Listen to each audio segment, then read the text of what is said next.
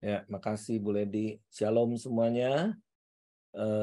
Mungkin masih banyak yang nggak bisa join dengan Zoom kita malam hari ini karena baru pulang dari retreat, tapi ada beberapa orang yang ada di sini.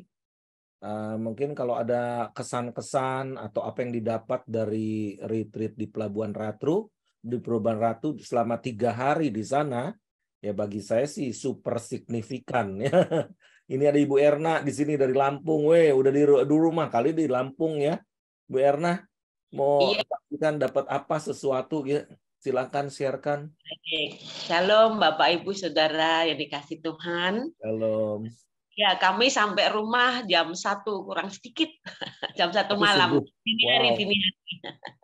Iya. Ya, puji Tuhan, adalah anugerah ya kalau saya bisa bawa teman-teman untuk bergabung di retreat My Home hari Senin sampai Rabu kemarin. Dan kami sangat diberkati sepanjang perjalanan, kami sharing, bahkan kami juga pujian, doa gitu ya untuk wilayah-wilayah yang kita lewatin sepanjang perjalanan naik mobil itu bahkan sampai kota metro kami memuji-muji Tuhan dan juga berdoa syafaat untuk wilayah-wilayah itu. Disegarkan kembali Pak Daniel Panji melalui apa yang kemarin dibagikan tentang bagaimana kita harus mengadopsi ya. Tentu untuk penginjilan itu mulai dengan mengadopsi suku-suku ya, suku-suku seperti Lampung itu hampir semua suku ada di Lampung, di Provinsi Lampung Pak. Hampir semua suku di Indonesia ada di Provinsi Lampung. Jadi itu terus kami doakan khususnya suku asli ya, terus kami doakan, kami adopsi di dalam doa kami dan kami rindu Tuhan pakai kami atau memakai siapapun untuk menjangkau ya suku asli, memberitakan Injil sehingga banyak orang yang diselamatkan. Saya sempat menghantar sampai pulang ke rumah Bapak seorang suku asli Lampung ya, dan puji Tuhan setia sampai mati meskipun dibuang dari keluarganya.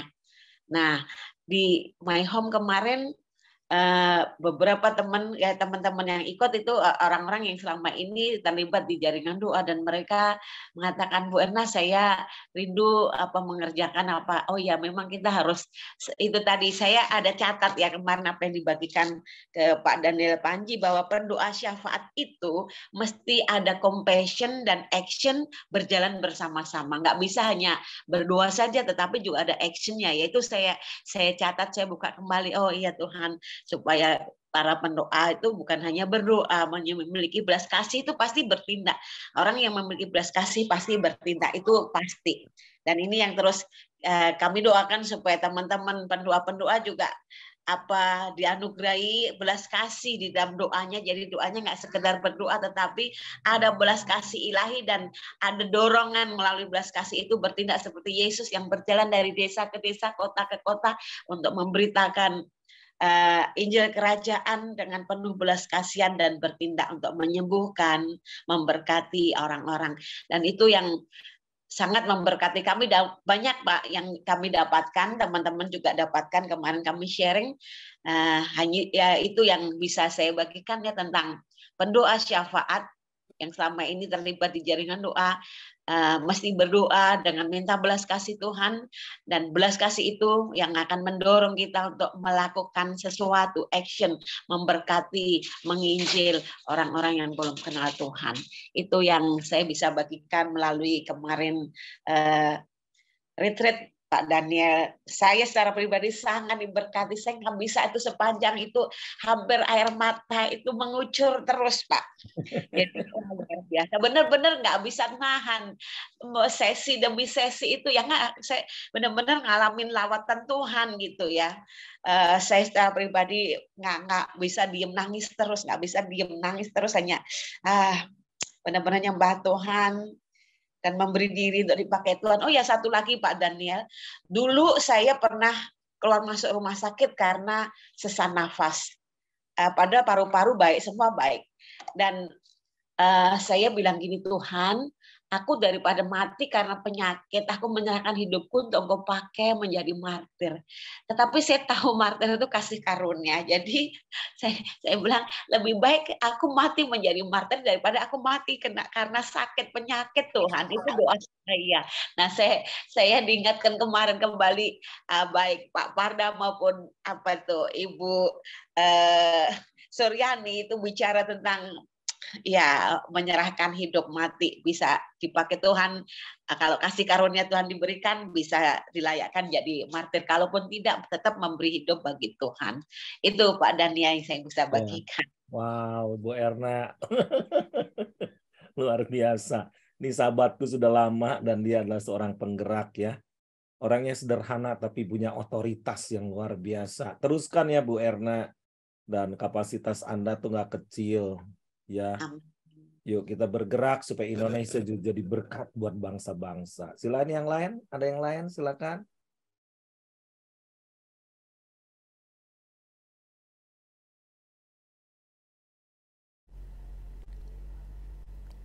Mari, siapa? Saya deh Pak, sedikit kesaksian. Oh iya, harus. Passion per sharing. Tapi saya nggak tahan kalau saya nggak kesaksian ya. Iya, kemarin tuh luar biasa.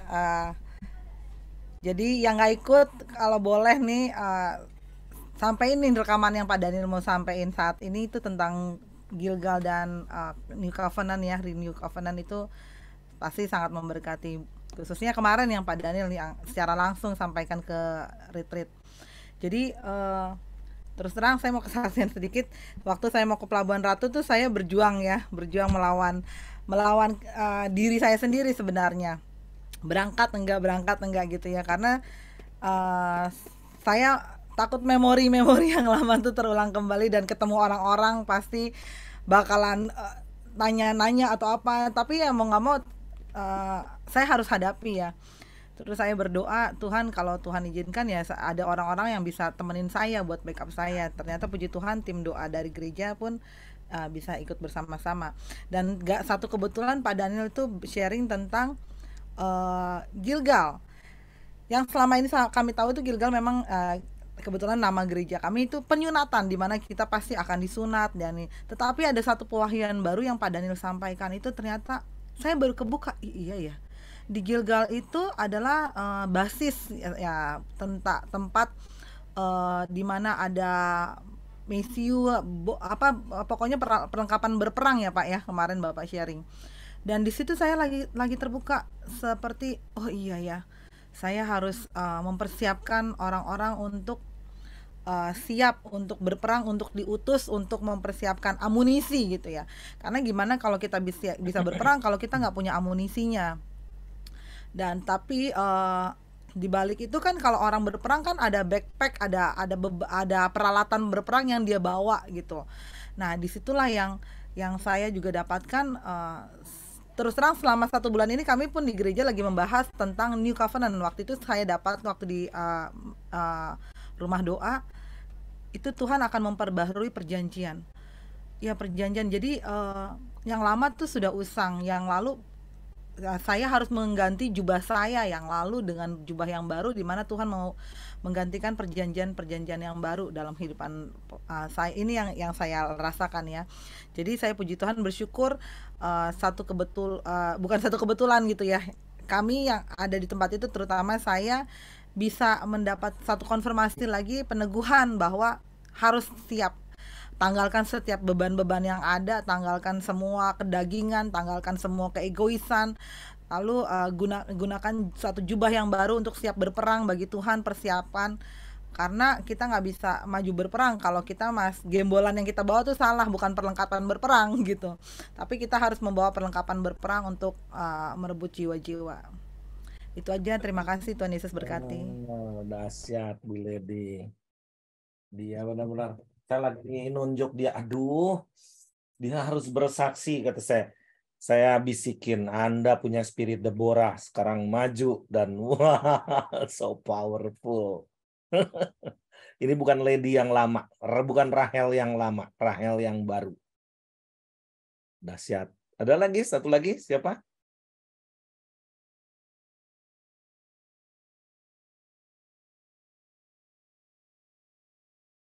Ya, ada lagi? Saya Depa, saya Monggo. Di mana ini? di airport. Astaga, di airport. Oke, aduh saya bersyukur banget karena sebetulnya ini saya nggak bisa bayangin bahwa itu akan diadain di Pelabuhan Ratu gitu ya. Tapi semuanya memang bukan karena kuat dan gagah kita dan bukan karena bisa-bisanya Pak Daniel aja gitu yang nentuin di sana dan di sini. Tapi semua karena tuntunan Tuhan.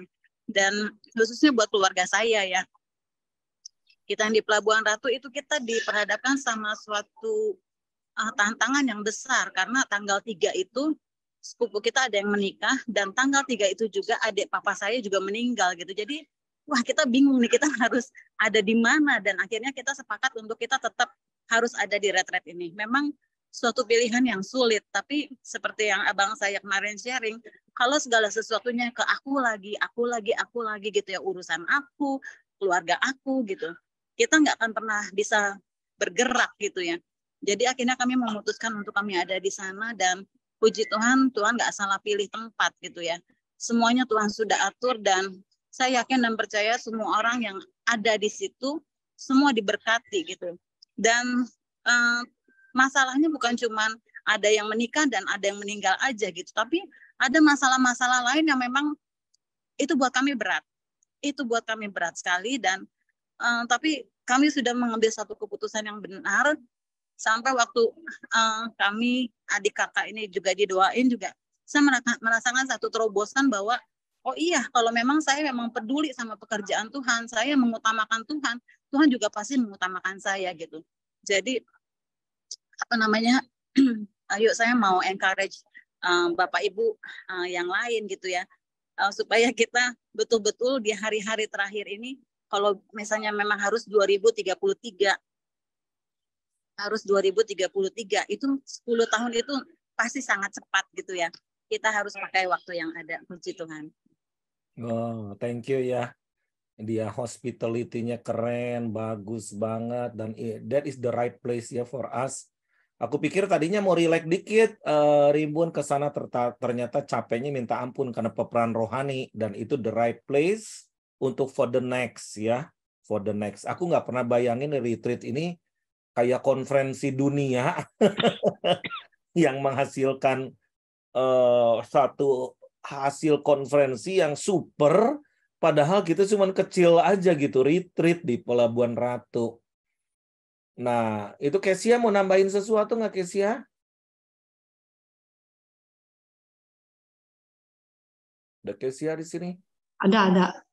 Enggak, Pak. Enggak. Oke ya. Nah, sekarang kita lihat peta ini. Why Pelabuhan Ratu?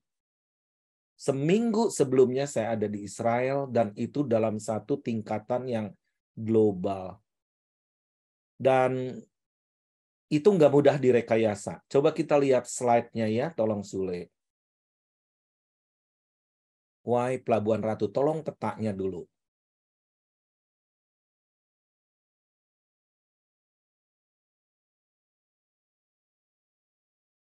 Nah, peta yang lain ya. Yang lainnya dulu, diklik dulu. Oke, terus dulu. Terus. Nah, di Pelabuhan Ratu ini ada foto-foto di mana ada kuil yang di mana semua dewa-dewi dikumpulin di situ, termasuk Bunda Maria. Terus ada kekuatan yang dewa banyaklah, Kuan Im, Dewi Kuan Im, terus 4 wajah. Nah, ini ada Prabu Siliwangi yang penguasa Jawa Barat. Dan ini saya nggak ngerti nih, Siwa ya atau apa, Wisnu ya. Nah, terus, nah ini Roro Kidul dan ruangannya pun, jadi kita sampai doa kemari, sampai ini terbukalah pintu dan kita sampai bisa teman-teman doa ke dalamnya. Terus ya semua pokoknya dan tingkatan terakhirnya patung dari Thailand. Nah ini adalah satu ruangan yang paling tinggi di bawah tinggi ya, yang paling tingginya Thailand, dan ini adalah ruangan untuk Nyi Roro Kidul atau apa disebut Kanjeng Ratu gitu kan. Terus terus. Nah, ini retreat kita di sini. Nah, kita lihat di sini, tolong keep dulu ini. Kenapa ini kita lihat dari Pelabuhan Ratu itu yang titik ya, titik itu biru. Saya coba kasih garis lurus sampai ke kota Perth. Jadi ada maksudnya kita pakai tempat itu karena ternyata di Perth ini adalah wilayah yang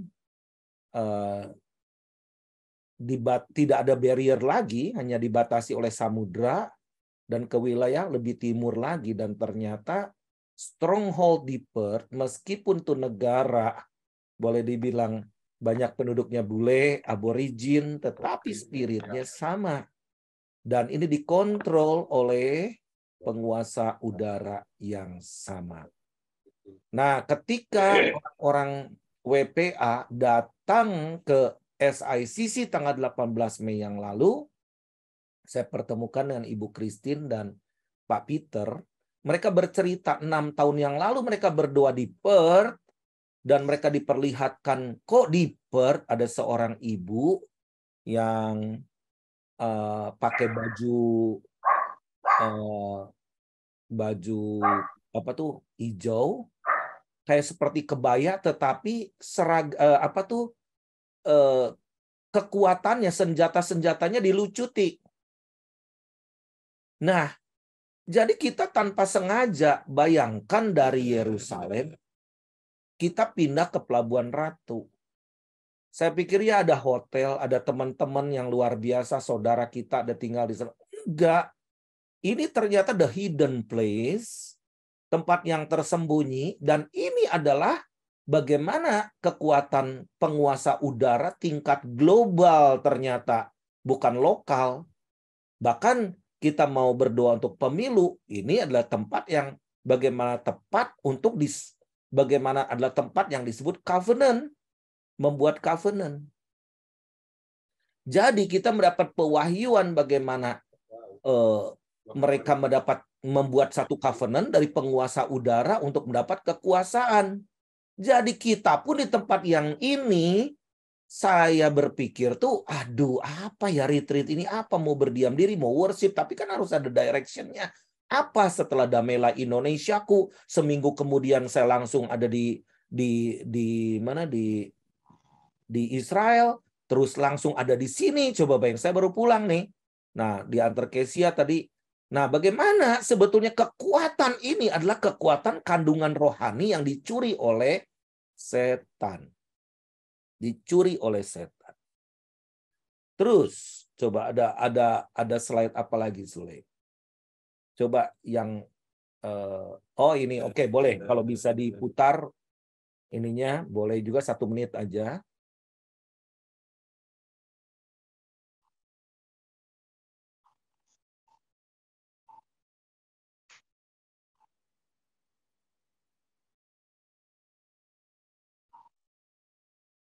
Kita lihat ini, saya juga pernah sering pergi ke Thailand dan sebagainya, tapi ini kekuatan yang luar biasa, bagaimana ularnya panjang sekali, ini seperti Lewiatan dan berkepala 7.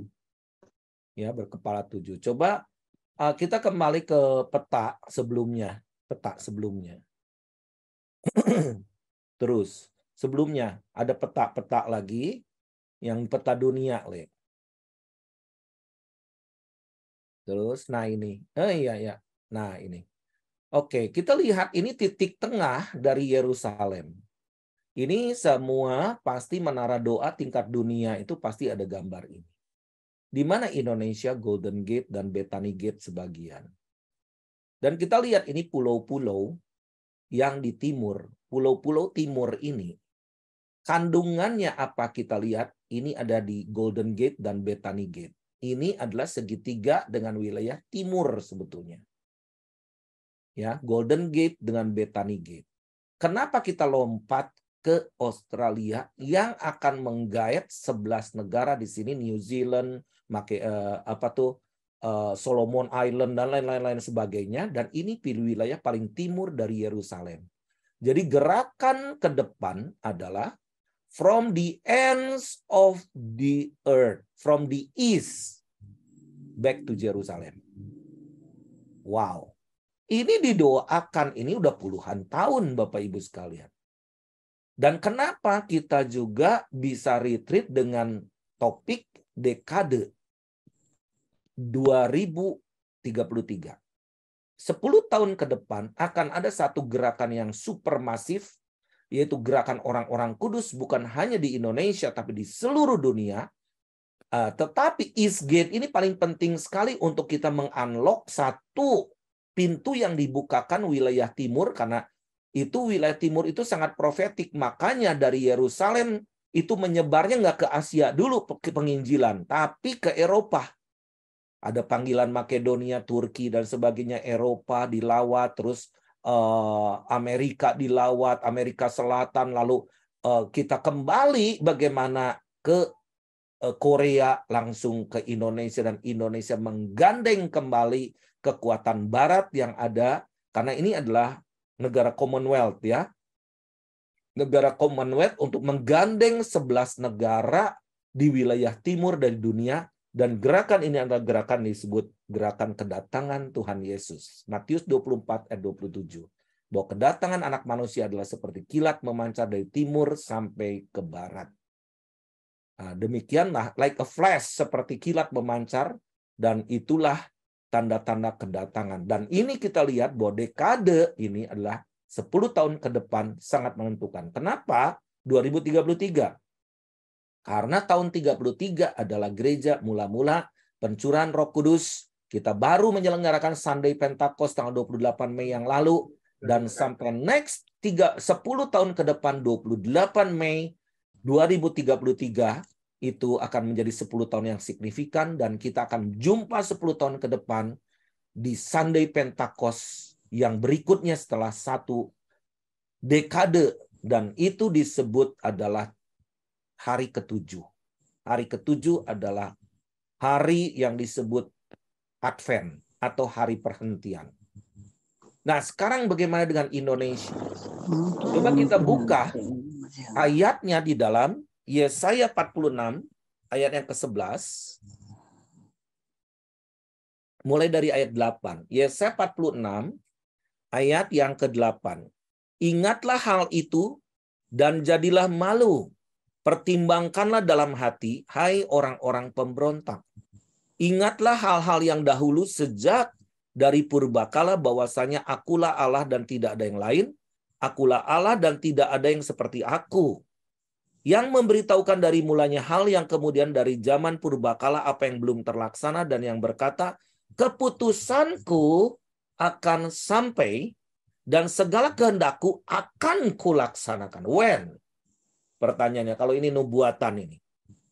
Dan apa tanda-tanda ciri-cirinya? Yang memanggil burung buas dari timur, dan orang yang melaksanakan putusanku dari negeri yang jauh, dan aku telah mengatakannya, maka aku hendak melangsungkannya. Aku telah merencanakannya, maka aku hendak melaksanakannya. Jadi, dua ciri yang signifikan timur. Wilayah timur. Wilayah timur tadi saya sudah jelaskan di dalam peta.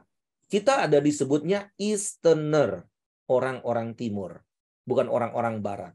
Pertanyaannya, kenapa banyak bule yang ada Tuhan tinggalkan di wilayah namanya benua Australia? Oke lah disebut mungkin orang buangan dulunya dan lain sebagainya, tetapi saya katakan bahwa itulah remnant, orang yang disisakan Tuhan. Karena saya baru menyadari semalam saya ada Zoom dengan penggerak-penggerak doa dunia, dan mereka katakan, very significant Kairos time for Australia to ignite, untuk mengobarkan kembali api Injil yang sudah padam. Dan ini adalah masa WPA disebut akan menjadi sulutan api yang akan menyebar ke seluruh dunia. Wow. Itu kemarin malam Semua baru ngumpul, sementara saya udah setengah tahun berusaha ngumpulin, dan saya masih ada di Pekanbaru semalam, dan saya melihat semua manusia-manusia itu, teman-teman itu bisa komplit, dan mereka akan datang ke Perth. Saya katakan,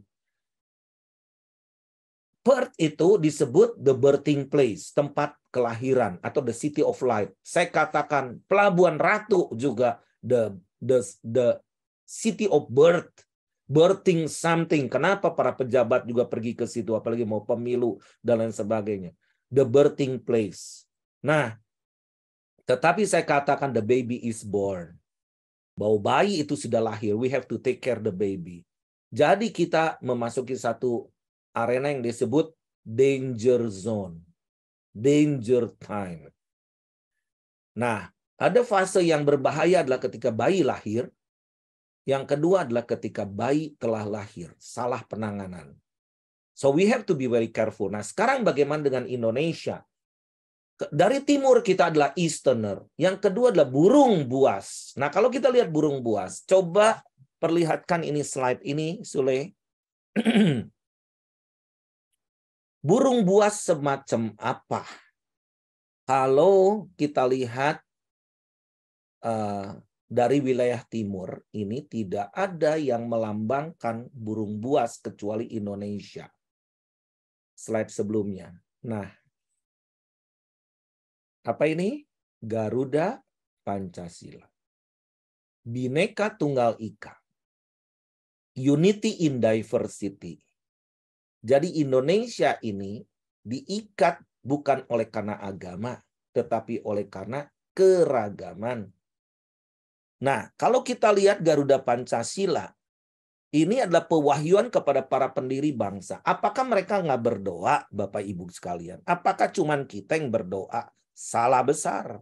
Karena zaman dahulu ketika ada namanya BPUPKI, Badan Penyelidik Usaha Persiapan Kemerdekaan Indonesia, atau BPUPKI, itu ada anak-anak Tuhan di dalamnya yang berdoa sungguh-sungguh untuk merancangkan kemerdekaan Indonesia.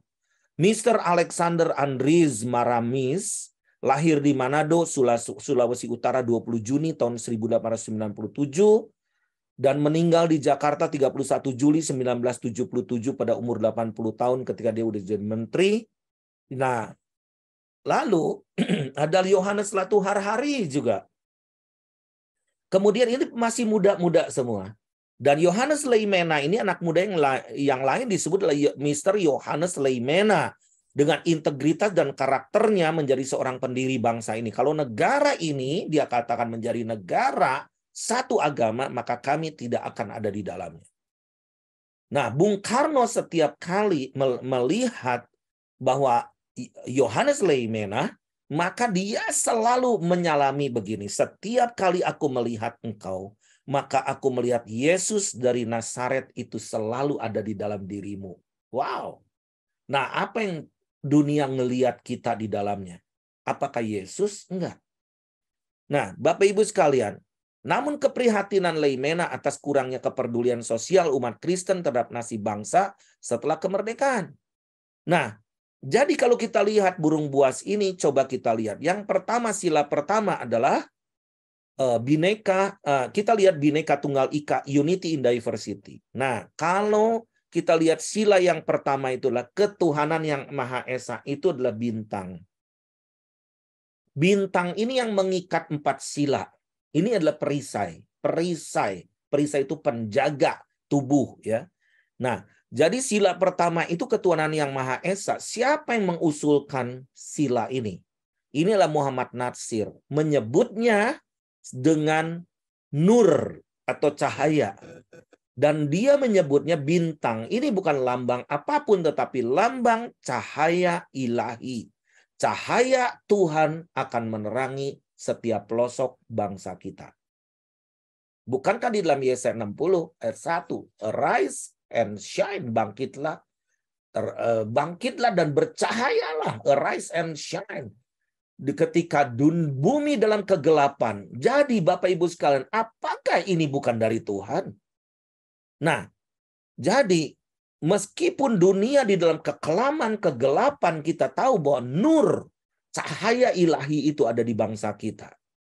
Yang kedua adalah kemanusiaan yang adil dan beradab. Lambangnya rantai. Tapi kalau Bapak Ibu sekalian lihat rantai ini, apakah Anda sadar bahwa rantai ini semua seragam atau enggak? Enggak. Ada kotak, ada bulat. Itu rantai disebut petak dan lingkar. Ini diusulkan oleh Sultan Hamid II dari Pontianak. Nah, ini lambang apa sih sebetulnya? Kesetaraan gender. Jadi Anda yang perempuan itu, ini lambang laki dan perempuan. Jadi yang perempuan itu Anda punya hak untuk voting, Anda punya hak untuk menjadi pemimpin, Anda adalah secara profetik juga you are all leaders. Nah, di USA, di Amerika tahun 70, setelah pemilu diselenggarakan, maka baru pertama perempuan punya hak suara. Bayangkan di Indonesia sejak kemerdekaan. Makanya di Indonesia pahlawan-pahlawan wanita itu dihormati. Yang ketiga, Persatuan Indonesia. Persatuan Indonesia, orang menyebutnya ini adalah pohon beringin. Padahal diusulkan oleh Raden Mas Ngabehi Purbacaraka. Ini disebutnya bukan pohon beringin, tapi pohon astana. Pohon astana itu ditanam biasanya di depan kita ke Kesultanan Jogja misalnya. Ada 2 pohon ini, ya. Nah, itu pohon astana, pohon istana sebutnya. Ditanam di depan istana raja, tempat di mana untuk apa berteduh, bukan tempat raja berjumpa dengan rakyat untuk mendengarkan setiap keluhan dan membicarakan permasalahan secara bersama-sama.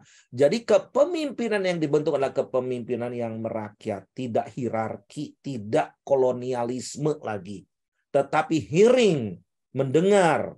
Jadi apalagi di dalam Alkitab bahwa siapa yang terbesar di mataku, kata Tuhan, dia harus menjadi pelayan. Lalu yang keempat, kerakyatan. Banteng kan, kerakyatan yang dipimpin oleh hikmat kebijaksanaan dan permusyawaratan perwakilan. Lambangnya adalah kepala banteng.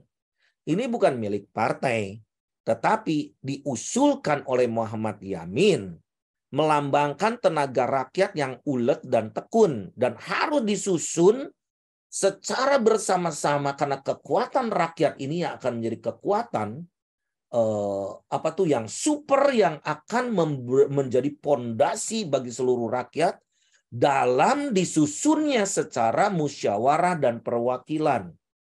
Jadi kita mengerti mengenai gerakan orang-orang kudus ke depan. Kita harus mengerti bahwa every one of you, setiap Anda itu akan dipakai oleh Tuhan secara dahsyat, luar biasa, memiliki otoritas. Otoritas apa? Kerajaan.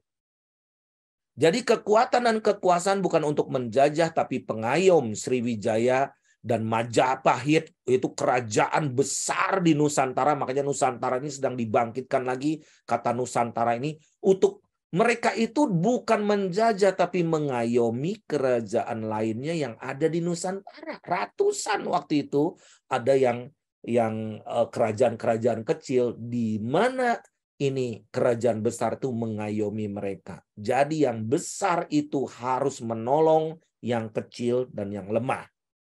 Lalu yang kelima adalah keadilan sosial bagi seluruh rakyat di Indonesia. Itu Padi dan Kapas. Itu yang mengusulkan adalah Ki Hajar Dewantara. Nah, ini adalah lambang kemakmuran dan kesejahteraan. Supaya apa sebetulnya? Sesuai firman Tuhan bahwa di Indonesia tidak ada kemiskinan di antara kita. Nah, kalau kita lihat 5 lambang ini, Bapak Ibu sekalian, ini berputarnya bukan dari kanan ke kiri. Dari bintang ke rantai, terus ke atas. Jadi dari kiri, ya, dari ke kiri, ke kanan, bukan dari kanan ke kiri. Jadi konsepnya disebut gilir balik. Ini konsep dari suku Dayak Melayu. Jadi 4 lambang itu harus diikat oleh satu sila yang disebut nur, cahaya ilahi, sehingga semua unsur yang ada di dalam masyarakat, baik pemerintahan sampai ke rakyat bawah, itu mengutamakan Tuhan. Put God first. Nah, utamakan Tuhan lebih dari segalanya. Jadi hubungan dengan Tuhan dan sesama itu harus paralel, harus harmonis. Nah, Bapak Ibu sekalian, kita harus belajar kalau kita tidak punya spirit of unity. Udah, Sule tolong di close aja. Kalau kita tidak punya spirit of unity, apa yang akan terjadi? Kalau gereja cuman segini aja tidak ada unity. Kalau keluarga tidak ada unity, kalian akan mengalami perpecahan. Kepemimpinan di dalam keluarga error, kalian akan mengalami kerusakan parah. Jadi, kita belajar dari Yugoslavia. Mereka adalah negara yang superpower luar biasa, tetapi terpecah. Ya, terpecah menjadi apa? Slovenia, Kroasia, Makedonia, Bosnia Herzegovina, Montenegro, Serbia, Kosovo, dan itu negara-negara kecil. Indonesia unik banget di hadapan Tuhan. Kerajaannya ratusan, suku bangsanya banyak, bahasa-bahasa dialeknya banyak, agamanya banyak. Semua agama ada di Indonesia. Tetapi satu perkara bahwa Indonesia bukan negara agama. Unity in diversity. Belajar dari Turki. Jangan sampai ini negara Kristen tetapi terhilang. Kenapa? Karena sekarang kita lihat bagaimana Turki itu dari negara Kristen yang pertama kali, sekarang 85 juta penduduknya, hanya 0,2% saja. Dan di mana mereka? Mereka tertindas, tidak menjadi garam, tidak menjadi terang, underground semua. So what can we do for the 10 years ahead? 10 tahun ke depan.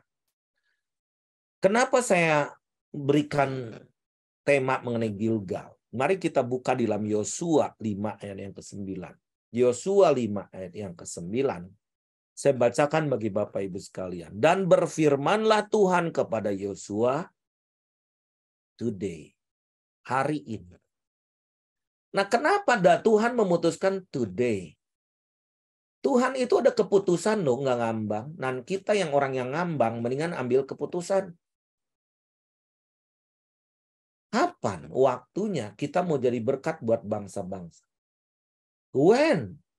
Kapan saatnya Indonesia si burung buas itu, kalau Rick Riding mengatakan tuh gajah, seperti gajah Sumatera. Itu gajah, jangan sampai gajah tidur.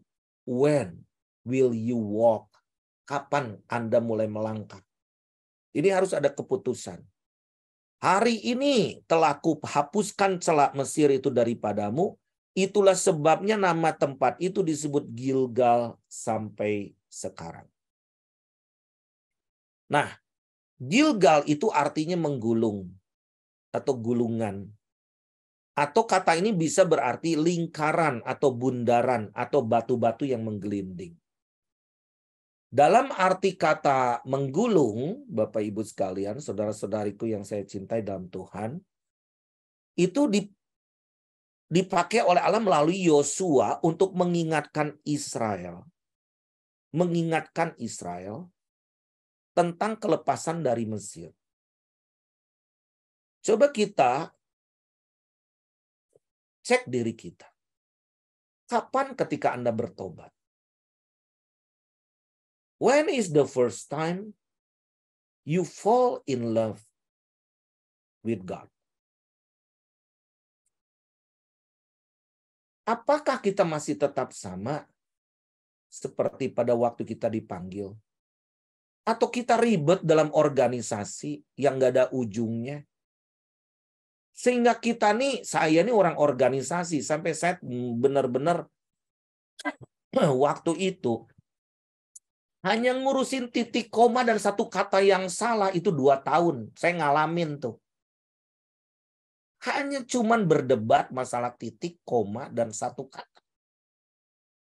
Sehingga kita nih lupa akan tugas tanggung jawab. Jangan sampai every one of us, setiap kita nih lagi ribet-ribut urusan yang gak jelas. Jadi Gilgal itu untuk mengingatkan ketika 12 batu itu ditumpuk di sana, bahwa Tuhan sudah menolong kita sedemikian rupa. Tuhan sudah mungkin membuat kita meninggalkan banyak harta kita, kekayaan kita di Mesir untuk menuju tanah perjanjian, karena barang-barang yang nggak perlu itu nggak usah dibawa, akan jadi beban. Tetapi bagaimana mereka bisa menjarah atau mungkin juga diberi emas-emas dari orang-orang Mesir, tetapi juga ini untuk bekal sebetulnya. Emas itu adalah untuk pembangunan bait Allah. Tetapi di tengah perjalanan dibangunlah lembu emas. Lembu emas itu sekarang dipakai lambang oleh Bank Dunia, Mammon. Nah, jadi kalau kita lihat Gilgal ini adalah tempat yang super sebetulnya. Sekarang nggak banyak dikunjungi orang di sana. Tetapi ini adalah tempat titik awal kita memasuki satu wilayah baru, satu dunia yang baru, satu era yang baru, satu field ladang yang baru, satu pekerjaan yang baru. Kenapa saya katakan begitu? Karena Gilgal itu menjadi satu titik basis untuk kita berperang. Bangsa Israel berperang. Jadi ini merupakan satu basis operasi Israel sesudah penyeberangan di Yordan. Yordan itu artinya ketakutan dan kita menyeberang sungai Yordan. Kalau Yordan sekarang itu Yordan yang kecil. Kalau dulu tuh sungai Yordan tuh hebat banget ya, deras sekali. Gak ada yang bisa diseberangin gitu, dalam. Nah sekarang kan tempat baptisan Yardenit gitu kan. Nah jadi itu adalah basis satu spiritual beachhead. Kalau kita ngerti ya bahwa kita memasuki satu era peperangan rohani, namun kita nggak ngerti, nggak punya basis bagaimana kita mau berperang. Saya ngomong ke beberapa hamba-hamba Tuhan, kenapa banyak diobok-obok, kenapa gini? Kita nih sebetulnya mereka itu pikir My Home tuh gede banget. Banyak konglomeratnya. Banyak gereja besar yang support. Gak ada. Dayang-dayang melulu. Kita nih kalau nabur pakai air mata gitu kan. Nah, kenapa kita bisa lakukan banyak hal? Ya, bahkan kita juga sampai mendorong ada WPA di Australia dan sebagainya. Saya dan teman-teman ini yang koar-koar, yang lain masih diem nih gitu kan. Mau daftar enggak gitu. Baru daftar. Sedangkan kita nih udah berjalan di depan untuk mempersiapkan ini. Nah, dipikirnya kita nih banyak duitnya. Nah, enggak. Ini adalah satu basis operasi untuk menyerang, untuk meng-unlock the nation, untuk kita mendarat di bangsa lain. Apa kuncinya? Mereka mengatakan sampai sekarang, apa sih kuncinya? Kuncinya adalah kompak. Kita nggak kompak mah dihancurin. Kita nggak kompak, banyak penyusupan.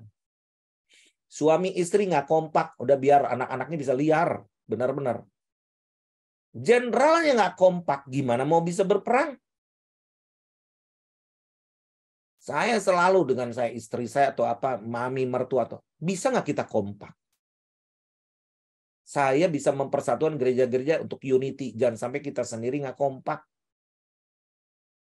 Karena setan paling demen nggak kompak.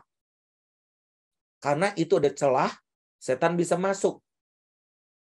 Firman Tuhan katakan, jangan beri kesempatan kepada iblis. Kata kesempatan ini arti sebenarnya topos. Topos itu apa? Topografi. Topografi itu apa? Tempat berpijaknya si musuh. Oh, luar biasa banget ya. Nah, yang kedua, Gilgal itu adalah menjadi pusat rentetan peristiwa penaklukan Kanaan. Ada 12 batu peringatan didirikan pada waktu Israel berkemah di sana. Itu Yosua 4 ayat 20. Kita nih diperhadapkan dengan satu, kita semua, Anda nasibnya ada yang lebih kaya dari saya, ada yang lebih miskin dari saya mungkin, ada yang bisa melayani, ada yang nggak melayani, ada yang jadi pendengar, ada pelaku, ada pendoa yang udah ngawang-ngawang kemana, ada pendoa yang mendarat terus, ada yang pendoa terkubur dulu, saya gini-gini. Tetapi today, what are you doing? Today, are you following? Apakah kita sedang mau mengikuti satu garis batas yang Tuhan tetapkan? 12 batu peringatan itu bukan main-main. Kan itu legacy. Satu warisan. What you did. Apa yang engkau sudah lakukan. Jangan sampai kita berjuang hebat. Berkarya luar biasa. Khotbah dengan urapan luar biasa. Tetapi nihil. Tidak ada 12 batu itu. Forget it. Dikubur menjadi orang mati sebagai orang yang malang. Nah, jadi temukan Gilgal kita hari ini. Gilgal itu berbicara nih sunat. Recovenant lagi. Kenapa? Covenant. Kenapa? Karena ada satu gelombang atau generasi yang sudah mati itu ada di Israel. 400 tahun hukuman. Dan itu menjadi bangsa budak yang tidak punya etika. Tidak takut akan Tuhan. Mereka mungkin bertuhan tapi tidak takut akan Tuhan. Banyak orang ngomong, "Aku mau cinta Yesus selamanya." Tapi kitanya tidak takut. Cinta mah cinta tapi nggak takut akan Tuhan. Nah, jadi kalau kita lihat Bapak Ibu sekalian, ini waktu krusial. You have to make decision. Karena yang tidak disunat, itu yang keluar 40 years, kan 40 tahun di padang gurun, bangsa Israel itu harus disunat. Disunatnya pakai batu yang lancip. Aduh, kebayang. No painkiller, tidak ada painkiller, ya, tidak ada anti nyeri. What you gonna do? Dikatakan kalau sesuai tradisi itu tuh mereka 2 minggu sakit, ngalami sakit. Tetapi kalau tidak disunat, Anda tidak berperang, tidak bisa berperang, dan Anda tidak layak untuk masuk. Wow. Lalu kita lihat di dalam Yosua 5 ayat 9 dan 10. Saya nggak bacakan takut terlalu lama ya nanti. Itu bagaimana kita lihat generasi baru yang dibesarkan itu disunat di Gilgal. So, di situ juga diadakan apa? Perjamuan Paskah pertama diadakan di sana.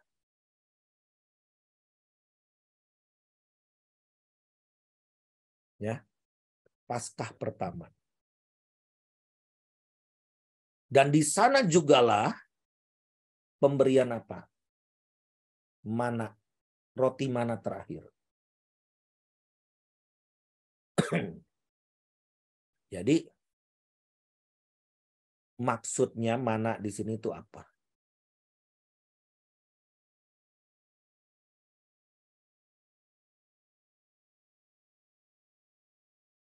Manja minta terus. Ini saat di situ bangsa Israel dididik. Kamu akan makan dari hasil tanah. apa yang kau lakukan akan diberkati. Roti mana itu peringatan, makanan, pemeliharaan Tuhan, sebagai pemeliharaan Tuhan di padang gurun. Di padang gurun. Bukan di tanah perjanjian. Di tanah perjanjian sudah stop. Apakah doa kita tetap sama? 10, 20 tahun, 30 tahun ke depan. Indonesia harus menentukan hari ini, today. Mau seperti Turki, ataukah Indonesia pikir mau jadi negara Kristen? Kagak mungkin. Karena sudah dinubuatkan, sudah dilandasi bahwa kita unity in diversity, berbagai agama.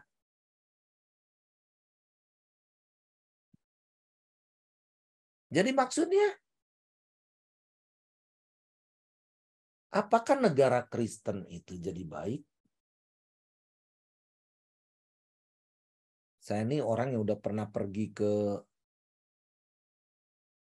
Brasil, pergi ke negara-negara dengan mayoritas Kristen. Apakah aman di sana?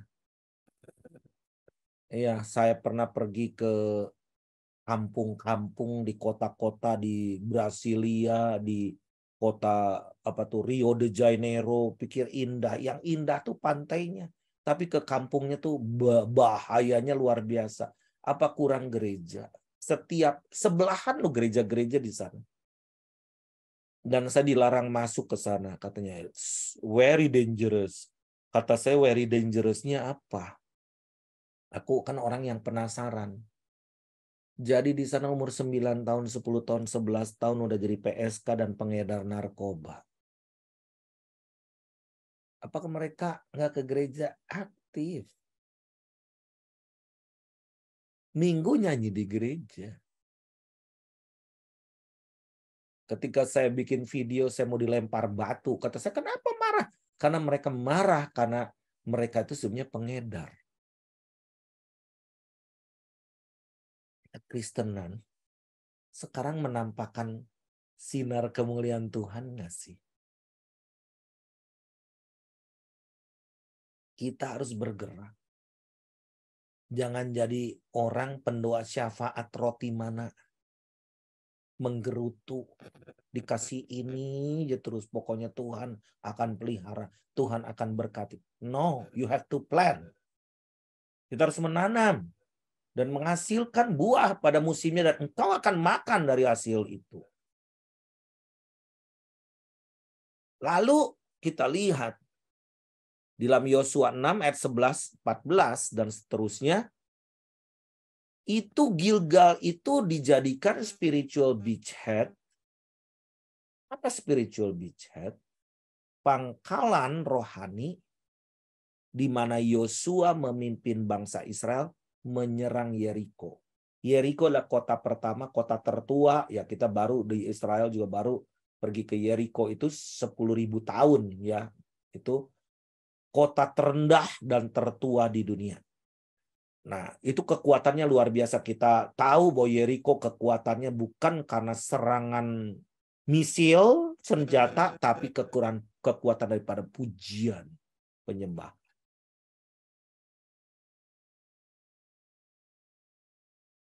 Lalu Gilgal itu juga maka runtuh dengan kekuatan pujian. Tembok yang tebal itu bisa runtuh. Tapi bagaimana? Apakah kita pujian penyembahan itu bisa meruntuhkan tembok-tembok kuasa kegelapan? Enggak, karena kita ke unity-nya, quality-nya kurang. Kita nyanyi banyak kan. Kita harus punya kualitas bersatu. Dengan satu tujuan, menduduki. Nah, lalu di sana juga di dalam Yosua 10 itu perluasan atau pengaruh untuk merebut serangan, memimpin serangan, merebut bagian selatan. Jadi ada perluasan, expand. Jadi Bapak Ibu sekalian, kekristenan itu bukan defensif menahan terus, tapi harus ofensif menyerang dan melakukan perluasan. Gak bisa kita jadi orang Kristen dulu kita mah begini dulu gini. How about today? And how about tomorrow? Bagaimana dengan 10 tahun yang akan datang? Nah makanya itu kaget dan sebetulnya bukan kaget. Saya udah menunggu 1 tahun tepatnya untuk Indonesia bagaimana ngegongin. Ya tentu udah banyak lah. Tapi kita nih gerakan namanya movement untuk berani mengirim misionaris. Baru dicanangkan di Pelabuhan Ratu 30.000 misionaris. Dan kita nggak jadi minggu depan. Nanti bulan depan kita akan mulai melatih para nurse, perawat yang akan dikirim ke luar negeri untuk menjadi prajurit-prajurit Kristus untuk menjadi pemenang-pemenang jiwa. Wow, luar biasa. Luar biasa, super luar biasa. Saya nggak pernah ngebayangin kok bisa begini ya. Kenapa cuma 80 orang atau berapa yang ngumpul di Pelabuhan Ratu kok bisa hasilnya begini? Karena unity. Bukan banyaknya. Jangan jadi pendoa kelompok banyak. Kalau ada 1.000 baru semangat, kita juga bisa bikin banyak. Bisa di Damela Indonesia aku bisa 12, 13 atau 14.000 anak-anak muda berkumpul di sana. Tapi yang unity I don't think that 14.000, 500 aja udah bagus. 1.000 aja udah bagus. Karena kebanyakan bisa kritikus juga bisa. Tetapi siapa yang berperang? Siapa yang setelah itu ada perluasan? Atau mengkerucut. Nah, gue mah nggak dulu deh. Udah gini, udah ini, gue nggak dulu. Nah, saya yang harusnya begitu tuh. Udah perang di Sonom, ke Israel, ke Pelabuhan Ratu, ke Damela Indonesia. Saya tuh capek secara fisik juga. Sampai saya ngomong, aduh saya mau rest dulu nih. Mesti ke perkemahan dulu nih. Tapi kalau yang kalian lelah, gawe apa juga enggak, saya jadi bingung. Berarti itu orang males. Gawe enggak, tapi udah lelah. Gitu. This is the time to war. Untuk berperang. Tapi siapkan adalah satu amunisi-amunisi dan siapkan tenaga yang prima dan sesuatu yang strategis. Kalau kita penuh masalah dengan urusan sendiri, bagaimana kita mau berperang? Nah, bagaimana kita punya 12 batu itu akan dikenang oleh generasi selanjutnya setelah kita. Karena di dalam Yosua 14 ayat yang ke-6, itu juga legacy di Gilgal ia mulai membagi Kanaan menjadi wilayah-wilayah suku. Berbagi. Legacy itu nggak dimiliki sendiri. Berbagi. Yang banyak harus mencukupi yang kurang. Nah, kalau kita lihat di dalam 2 Raja-Raja, sedikit lagi saya selesai ya. 2 Raja-Raja 2, mulai ayat 1. Itu sampai ke ayat yang ke... Mana ya? Oke, saya baca cepat aja ya, mulai ayat 1 ya. Menjelang saatnya Tuhan hendak menaikkan Elia ke sorga dalam angin badai, Elia dan Elisa sedang berjalan dari Gilgal. Dari Gilgal. Ada place, ada tempat yang super, Gilgal.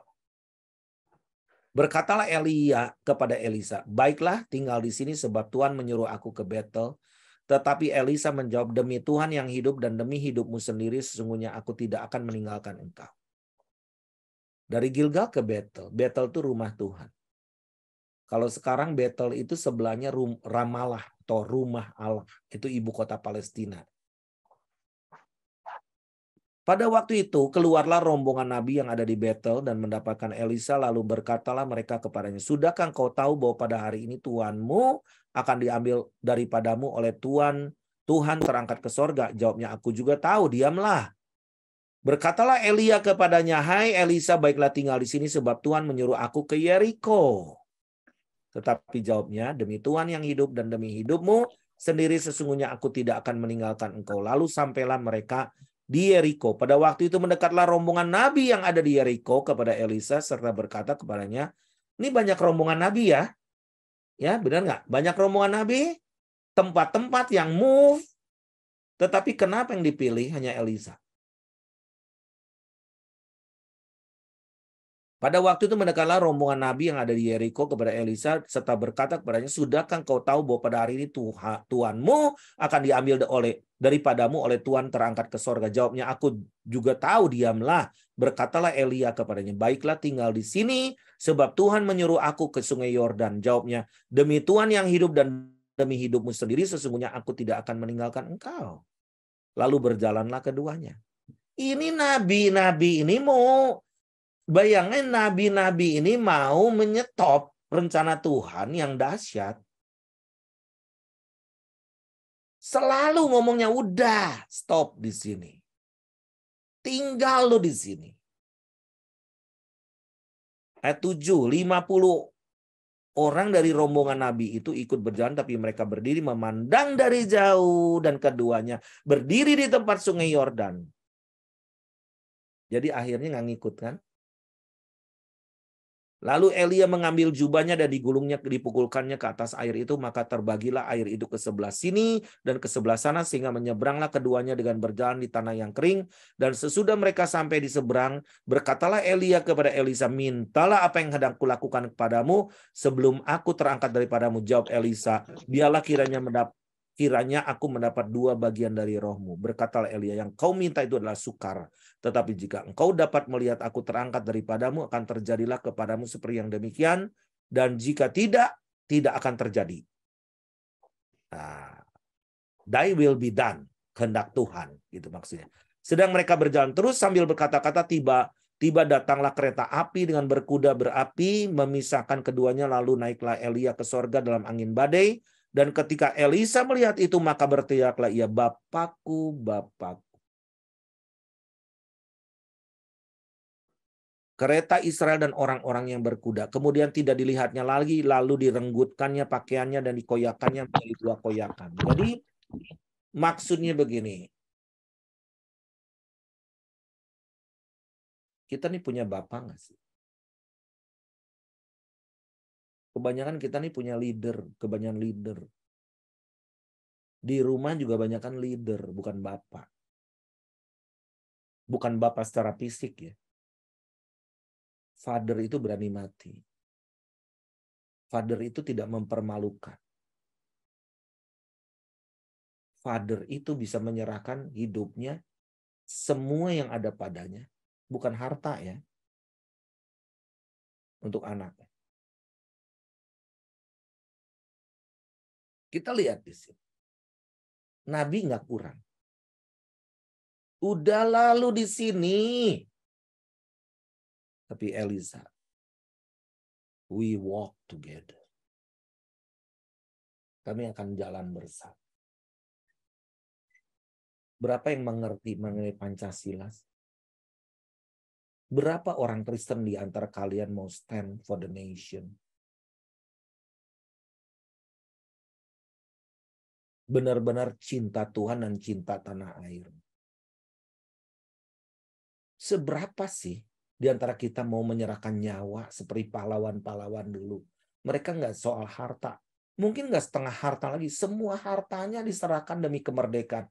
Kita, we are living in the era di mana hari kemerdekaan ini harusnya kita nih jadi pahlawan. Pahlawan itu bukan di taman makam.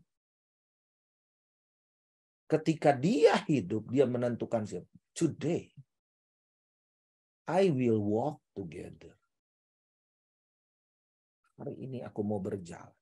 Gilgal, dari Gilgal, menggulung. Batu apa yang kita sedang pikul sekarang? Saya bersyukur melihat Ibu Lady semangat dan saya bangga, benar saya katakan, saya bangga. Dia seharusnya nangis. Dia seharusnya pedih. Dia seharusnya, ya nggak bisa dipungkiri lah ya, seberapa di antara kalian, ada Ibu Ning, ada siapa lagi ya, termasuk saya pun orang yang grief. Kalau saya katakan Yuk kita diem aja dah sekarang. Ngapain melayani Tuhan di sini? No. Saya katakan, kalau kita mati bagi Kristus. Ketika kita melaksanakan tugas. Mereka super, dipanggil Tuhannya super semua. Jangan sampai kita nggak jelas. Walk together. Gelindingkan batu yang nggak perlu. Batu ego, batu sakit diri sendiri dirubah menjadi sunat. Karena kita harus mempersiapkan apa? Mempersiapkan apa ke depan? Elisa.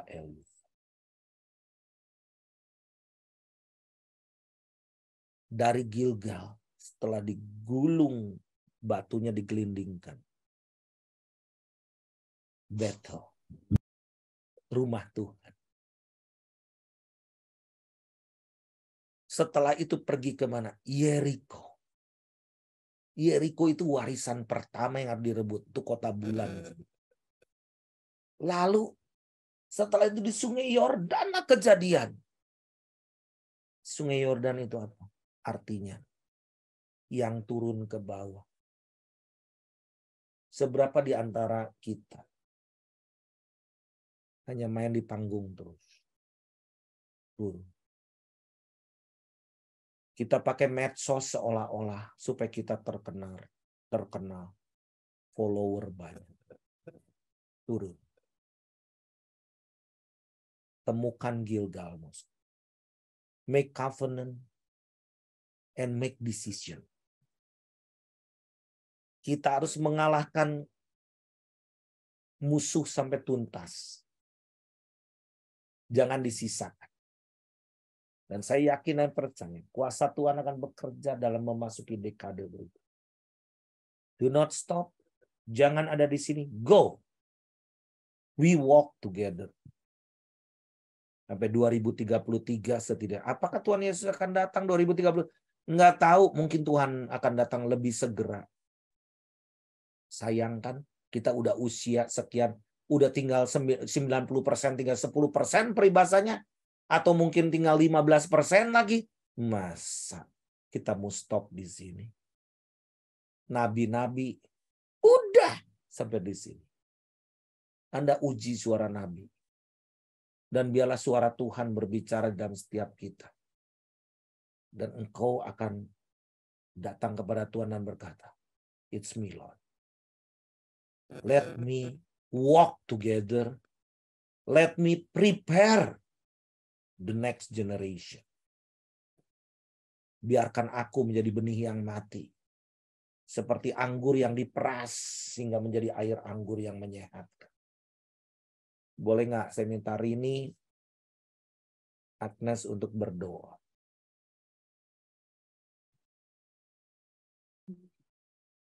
Bapak Ibu, mari kita bersatu dalam doa. Oramasyata karalabara karalabaseke. Terima kasih Bapak buat kebenaran firman Tuhan yang boleh kami terima hari ini Tuhan. Kami berdoa Tuhan biar firman ini boleh berakar, bertumbuh dan berbuah dalam hidup kami. Hari ini Tuhan biar setiap kami boleh membuat perjanjian yang baru dengan Engkau Tuhan. Untuk kami boleh hidup takut akan Engkau. Untuk kami boleh hidup Tuhan sungguh-sungguh di dalam Engkau. Bapak kami minta ampun Tuhan apabila Engkau mendapati ada yang tidak benar dalam hidup kami. Kami berdoa, kami minta belas kasihan-Mu Tuhan untuk mengampuni setiap kami ya Bapa. Sehingga sungguh Tuhan Yesus, kiranya pada saat mata-Mu menjelajah seluruh bumi, Engkau melihat kami Tuhan, orang-orang yang mau hidup Tuhan lebih dekat lagi dengan Engkau. Kami berdoa Tuhan, kami minta roh takut akan Tuhan turun atas kami semua. Kami minta roh pengenalan akan Tuhan, roh hikmat, roh pengertian, roh nasihat Tuhan, roh keberanian boleh ada atas setiap kami. Terima kasih Bapa, dan kami berdoa Tuhan Yesus, biarlah sungguh setiap kami boleh mengerjakan amanat agung. tidak sibuk memikirkan hidup kami, tapi kami boleh Tuhan menjadi orang-orang yang mengerjakan Tuhan amanat agung itu, hingga sungguh ada begitu banyak jiwa yang boleh percaya kepada Tuhan, mengaku dengan mulutnya dan sungguh-sungguh Tuhan boleh hidup Tuhan di dalam kebenaran firman-Mu. Terima kasih buat Bapak Pak Daniel Panji yang memberikan Tuhan sharing firman Tuhan. Kiranya Engkau memberkati hamba-Mu ini lebih lagi Tuhan. Biar sungguh Engkau menjagai hidupnya, kesehatannya Tuhan. Apapun yang dia kerjakan, kemanapun Tuhan boleh memakai dia. Ada kuasa dan otoritas ilahi turun atas hamba-Mu. Ada urapan imam dan raja juga turun atas hamba-Mu. Begitu juga dengan keluarganya Tuhan yang berkati. Terima kasih Tuhan Yesus, materaikan firman-Mu Tuhan di dalam setiap kami, di dalam nama anak-Mu kami telah berdoa dan mengucap syukur, haleluya, amin. Terima kasih Rini, Tuhan berkati semuanya. Sampai jumpa minggu depan.